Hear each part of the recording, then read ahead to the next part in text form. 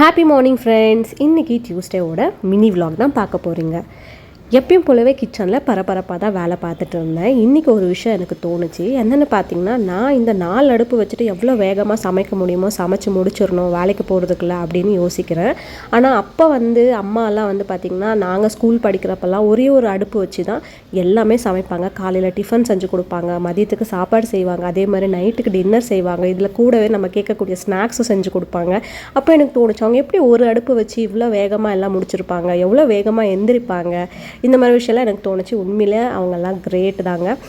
இன்றைக்கி நம்ம வீட்டில் பிரேக்ஃபாஸ்ட் பார்த்திங்கன்னா இட்லி, வேர்க்கடலை சட்னி தாளிச்சாச்சு. அதுக்கடுத்து பீட்ரூட்டுக்கு கொஞ்சம் தேங்காய் அரைச்சி ஊற்றி மசாலா குழம்பு மாதிரி வச்சுருக்கேன். ரைஸ் வச்சுக்கலாம் மதியத்துக்குன்னுட்டு.